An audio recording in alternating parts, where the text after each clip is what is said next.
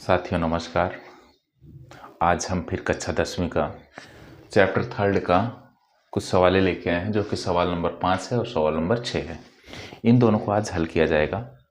जो भी पुरानी वीडियो है उसको आप देखिए, इसके पहले वाली, तब इसके बाद ये समझिए, तब समझ में आ जाएगा कि कहाँ क्या करना है। तो आइए देखते हैं, हल करते हैं। इसमें आपसे सबसे पहले क्या करना है कि जब तक आप पुरानी वीडियो देखेंगे नहीं तब तक आपको समझ में थोड़ा सा नहीं आएगा। इसलिए हम कह रहे हैं कि सबसे पहले जा कर के और पहले की वीडियो है उसको देख लीजिए, तब समझ में आ जाएगा।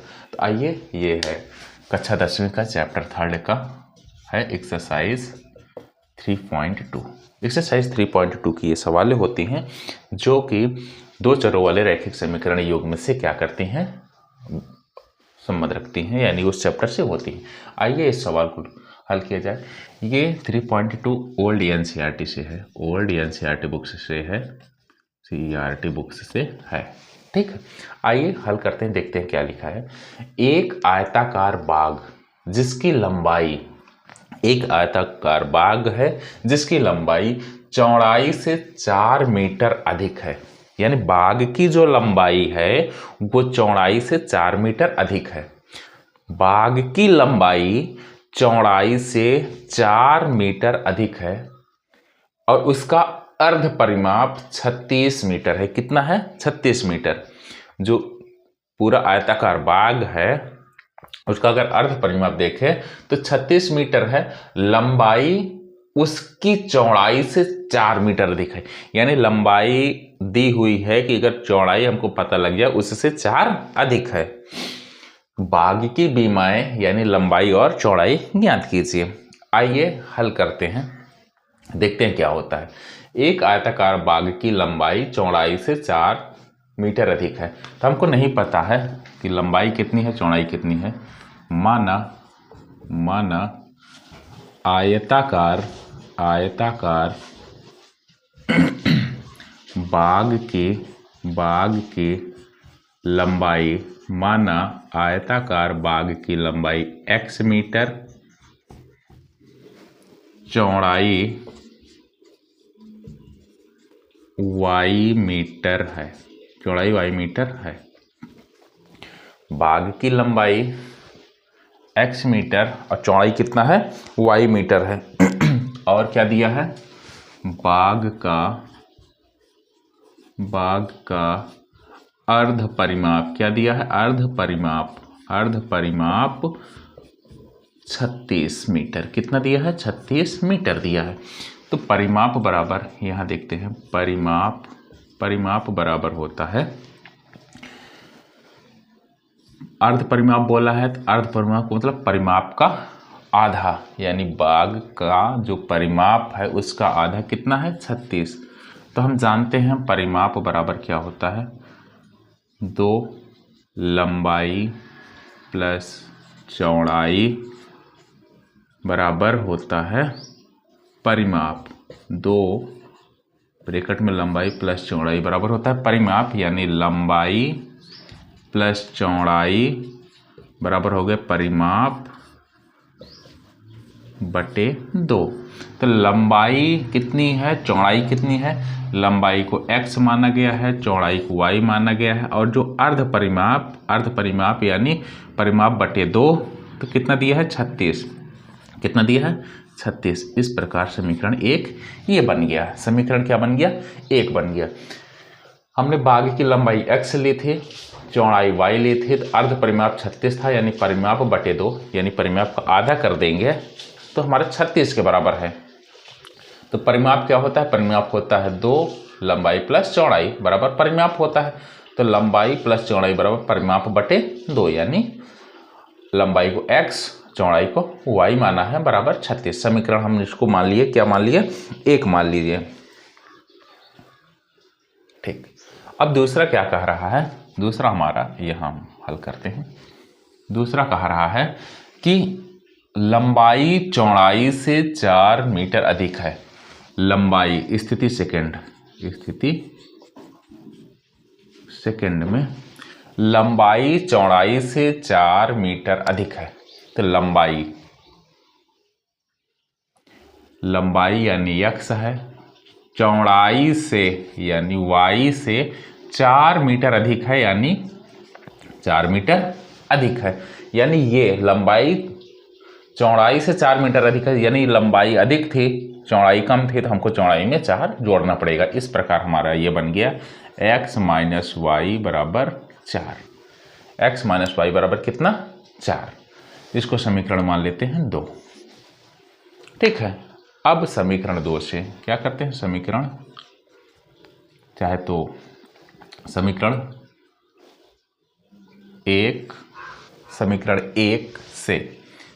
1 से क्या करें? समीकरण 1 हमारा है x प्लस वाई बराबर 36, तो हम इसको लिख सकते हैं x बराबर 36 माइनस वाई। इसको समीकरण 3 मान लेते हैं। अब x का मान समीकरण 2 में रखने पर,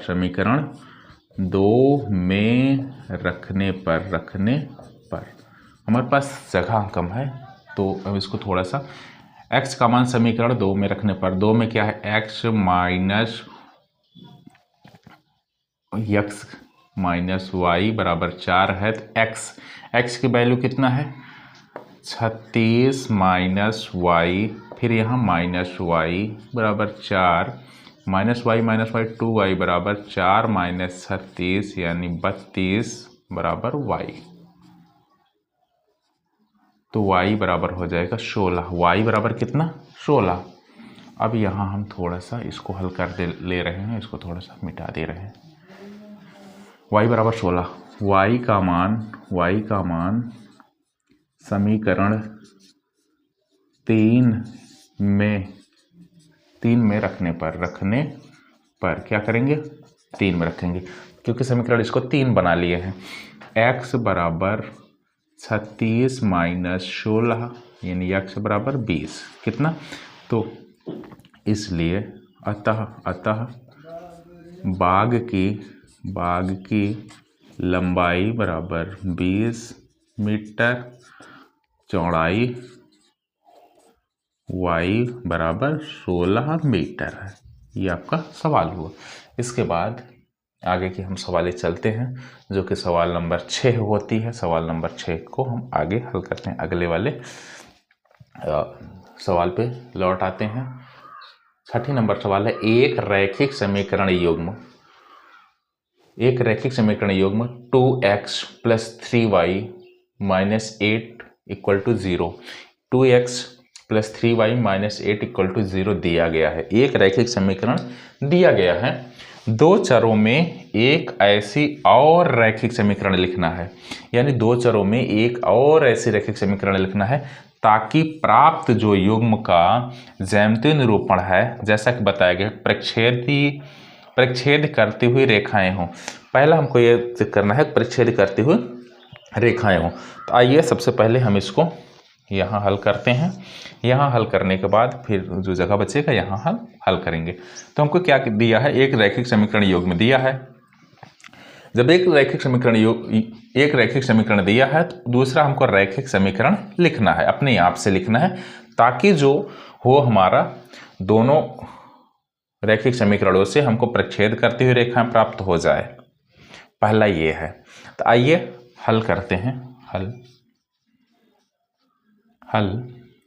हल में 2x plus 3y minus 8 equal to 0 ये दिया हुआ है। ये एक रैखिक समीकरण दिया है।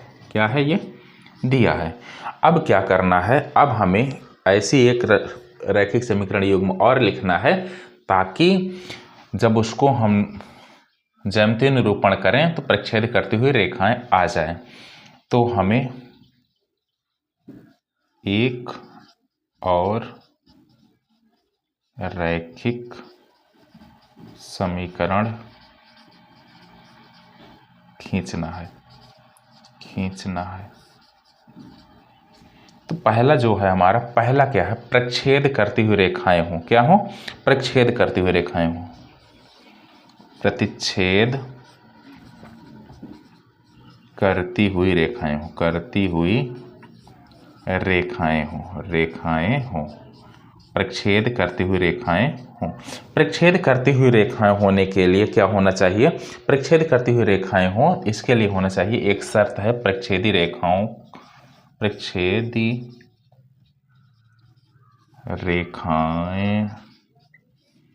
का शर्त। प्रक्षेदी रेखा होने के लिए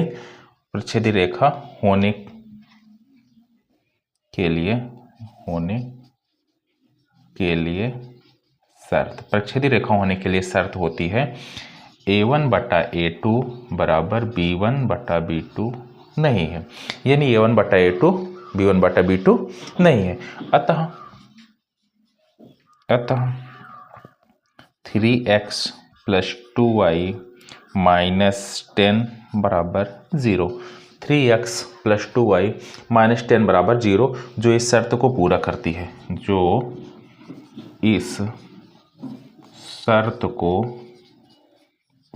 है, पूरा करती है। इसलिए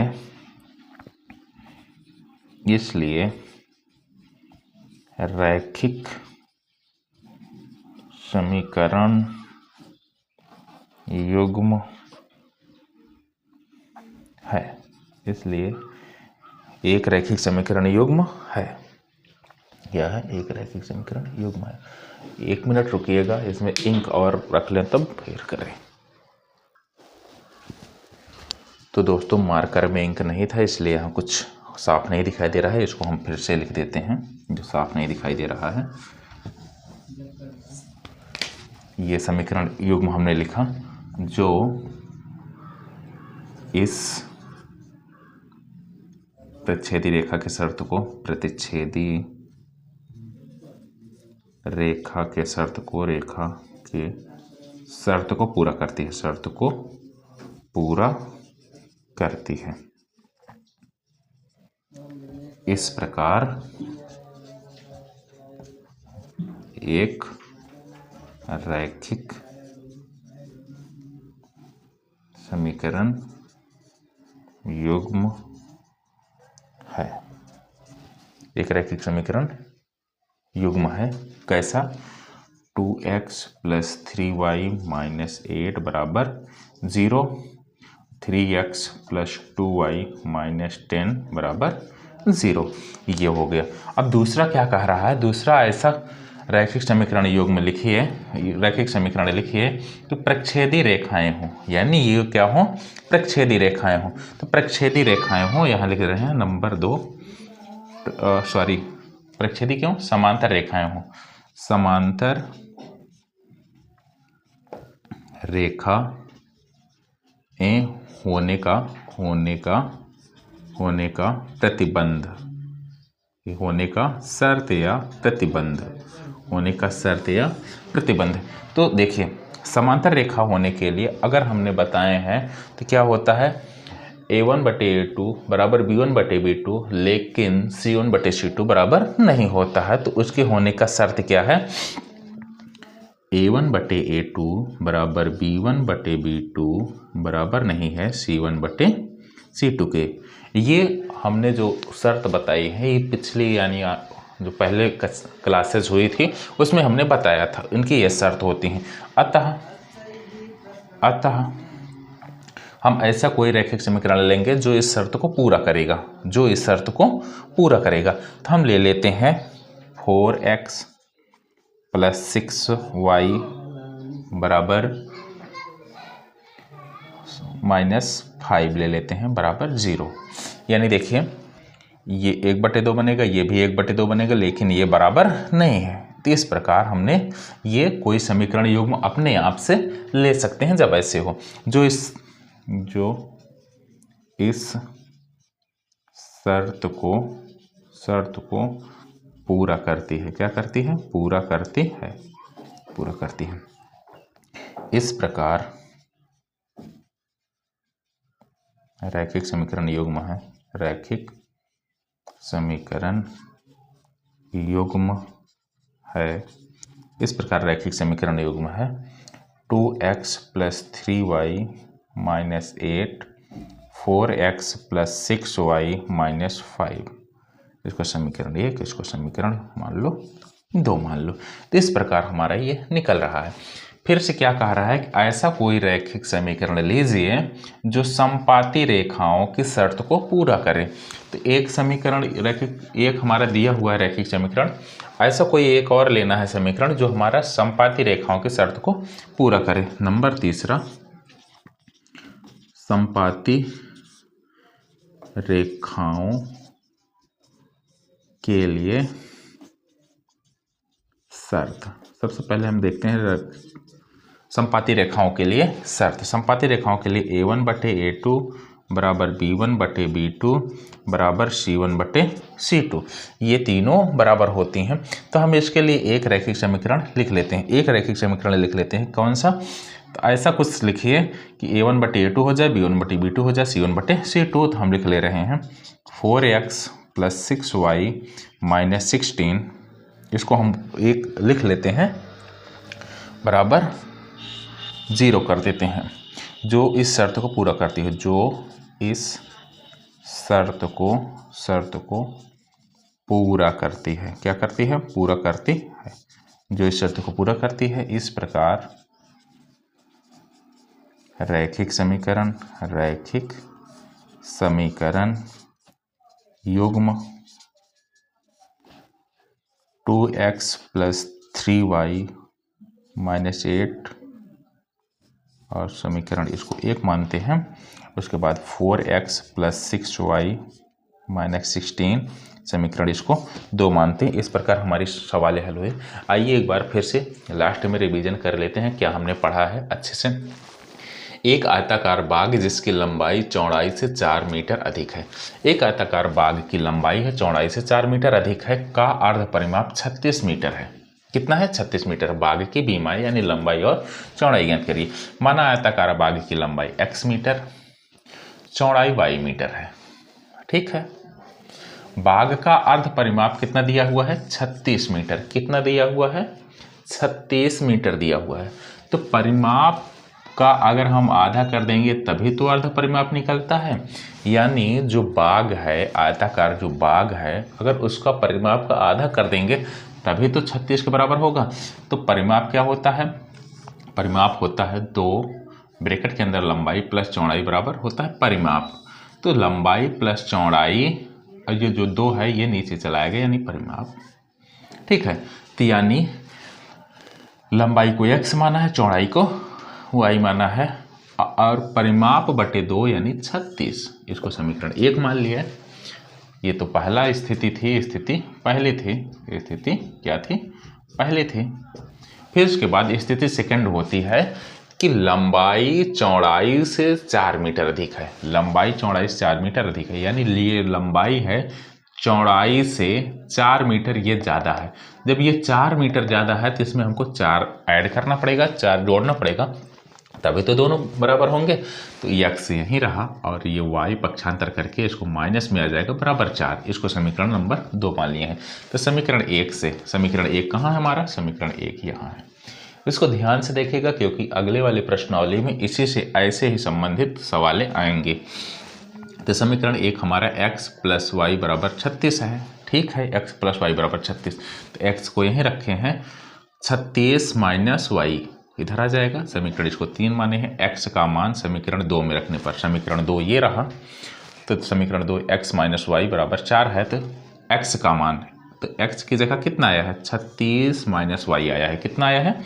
36 माइनस वाई, यानी ये x फिर माइनस फिर y ये वाला बराबर 4 ये वाला। अब देखिए यहाँ माइनस वाई, यहाँ माइनस वाई, कुल मिला के 2y। ठीक है, माइनस में 4 यहाँ का है, 36 इधर है, तो पक्षांतर करने पर माइनस 36 हो जाएगा। माइनस 2y, और जब घटा देंगे तो माइनस 32, यानी माइनस से माइनस कैंसिल, y बराबर 16। तो y का मान, अब देखिए इतना हो गया, y का मान 16 आ गया, यानी चौड़ाई हमको 16 पता लग गई। तो हमको पता लग जाएगा कि इसकी लंबाई इससे 4 अधिक है, तो 20 हो जाएगा। देखते हैं, तो y का मान समीकरण 3 में रखने पर, आप चाहे जहाँ रख सकते हो, समीकरण 1, 2, 3 चाहे जहाँ रख सकते हो। y का मान समीकरण 3 में रखने पर, समीकरण 3 कहाँ हमने लिया है? ये समीकरण 3 x बराबर 36 माइनस वाई। तो x बराबर 36 माइनस y कितना है 16 है, जब घटा दिए तो x बराबर 20। अतः बाग की लंबाई 20 मीटर और चौड़ाई 16 मीटर है। इसी प्रकार हम देखते हैं छठी नंबर सवाल जो है, छठी नंबर सवाल में क्या था कि एक रैखिक समीकरण युग्म दिया था 2x + 3y - 8 बराबर 0। तो दो चरों में एक ऐसी रैखिक समीकरण युग्म लिखना था ताकि प्राप्त युग्म का ज्यामितीय निरूपण हो सके, यानी प्रक्षेदी रेखा। ऐसा कोई समीकरण युग्म लिखे, प्रक्षेदी रेखा बन जाए, समांतर रेखा बन जाए, समपाती रेखाएं बन जाए। तो देखिए 2x + 3y - 8 बराबर 0 ये दिया गया है। हमें एक और रैखिक समीकरण खींचना है। अब प्रक्षेदी करती हुई रेखाओं के लिए शर्त होता है a1/a2 बराबर नहीं है b1/b2। तो हम ऐसे एक समीकरण लें, रैखिक समीकरण जो इस शर्त को पूरा करे। जो इस शर्त को पूरा करेगा तो हमने ले लेते हैं, क्योंकि a1/a2 बराबर नहीं है b1/b2, तो यानी हम ले लिए हैं 3x + 2y - 10। तो देखिए यहाँ a1/a2 2/3 बन जा रहा है, b1/b2 3/2 बन जा रहा है। यानी ये दोनों क्या है, आपस में बराबर नहीं है, इसलिए जो इस प्रक्षेदी रेखाओं की शर्त को पूरा करता है। इस प्रकार एक रैखिक समीकरण हमारे युग्म बन जाता है। इसको समीकरण 1 मान लेते हैं, इसको समीकरण 2 मान लेते हैं। तो ये हमारा एक था। अब देख लीजिए यहाँ 2/3 3/2 a1/a2 बराबर नहीं है b1/b2, इसलिए ये प्रक्षेदी रेखा को क्या करता है, पूरा करता है। दूसरा कहा है समांतर रेखक शर्त होने का प्रतिबंध। समांतर रेखक शर्त होने का प्रतिबंध होता है a1/a2 बराबर b1/b2, लेकिन बराबर नहीं है c1/c2 के।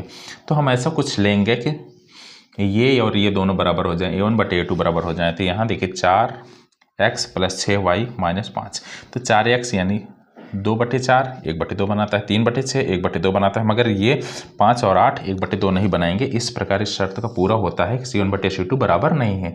इस प्रकार रैखिक समीकरण के युग्म ये प्राप्त होता है। ऐसे ही हम कोई रैखिक समीकरण युग्म लेंगे, रैखिक समीकरण लेंगे जो समपाती रेखाओं को क्या करता है, समपाती रेखाओं के लिए शर्त को पूरा करता है। तो समपाती रेखाओं के लिए शर्त होता है a1/a2 b1/b2 c1/c2। तो 4x + 6y - 16। तो यहाँ देखिए a1/a2 यानी 1/2 आएगा, b1/b2 यहाँ भी 1/2 आएगा, c1/c2 यहाँ भी 1/2 आएगा। इसलिए इस शर्त को पूरा किया जा रहा है। अतः रैखिक समीकरण युग्म इस प्रकार का है।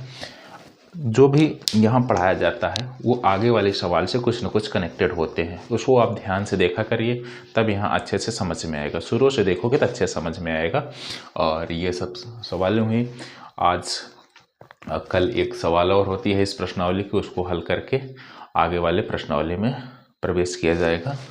तो आप इसको अच्छे से नोट डाउन कर लिया करिए, समझा करिए, पढ़ा करिए।